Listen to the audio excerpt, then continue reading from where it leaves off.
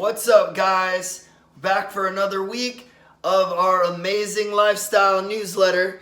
And in this video, we're going to be dissecting label reading, which is something that you all should learn how to do for when you're grocery shopping to make sure that you're getting the best foods for you and your body. So we here at the Lifestyle Campus, we like to operate under the rule that less is more when it comes to label reading and a bunch of other stuff that we'll get to in the weeks to come. But specifically for label reading, what less is more means is that when you go to look at your ingredients list, let's see, our lighting is kind of working against us on this. Okay, so the ingredients list, it will usually have all the added ingredients. So this is almond milk. So one might think, oh, well, there's just almonds in it, right? Well, it should be. But you turn and it goes through that list of labels. We would ideally like to see you buy products with 5 or fewer added ingredients, okay? 10 at absolute max. We don't want you to have over 10. But the second rule that we have is, and it's a pretty popular rule in nutrition, is if you can't pronounce the word, it's probably not good for you. If you have general know-how of how to read and you're looking at a word and you're like, I don't know how to pronounce it, then your body's going to be like, when it goes in, it's going to be like, I don't know how to process it, so let's make you fat, okay, or unhealthy, right? So, Silk almond milk, it's not terrible, but it's not the best, okay? And here's why I say this.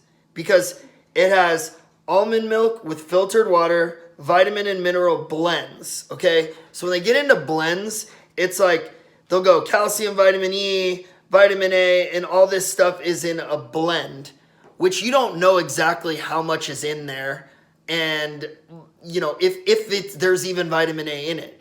They'll hide it under a blend because the FDA doesn't really regulate labels unless somebody gets hurt or unfortunately dies. The other thing to look out for is when it says natural flavor. Natural flavor is, they might as well just say, hey, it's a form of sugar that we're not prepared to tell you about, because if you're looking for a non-sugar drink, you're not going to pick this up because we're going to say sugar in it. Okay, so a natural flavor could be a natural sweetener, which is still sugar. So keep that in mind. The same thing goes when you're going for nut butters, like almond butter or peanut butter, okay? This peanut butter is actually okay. It has sugar in it, but sugar is not we would like you to limit your refined sugar, but if you need it for a treat here and there, that's fine. This peanut butter contains, in its added ingredients, again, that lighting's kind of working against us there, so I'll read it to you. It's got roasted peanuts, sugar, palm oil, sea salt, okay? Technically, that's under 5.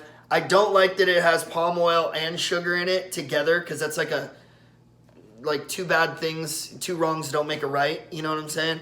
But you know what? If this is what you can afford and this is what's at the store you shop at, this isn't going to kill your progress, okay? Now, you go to this almond butter, which would probably be the winner here, because the only ingredients are almond and salt. Okay? So, I hope you found that tutorial helpful. In conclusion, we'll go over those rules again. Our lifestyle rules for label reading when you're purchasing products that are packaged are 5 ingredients or less is ideal. 10 ingredients max or less is okay. Try to limit the amount of sugar that you see on the package. So if you bought 2 things that have sugar in them, maybe let that be your max in your cart. Then find things without sugar in it. And then finally, if you see words you can't pronounce, your body's not going to know how to digest it. So maybe elect not to pick it up.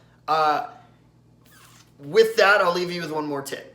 Shop on the perimeters of the grocery store. We'll talk about that in in future newsletters. But that's where you find the fresh whole foods, and you don't need to worry about label reading because, quite frankly, celery and broccoli, just have celery and broccoli. Later.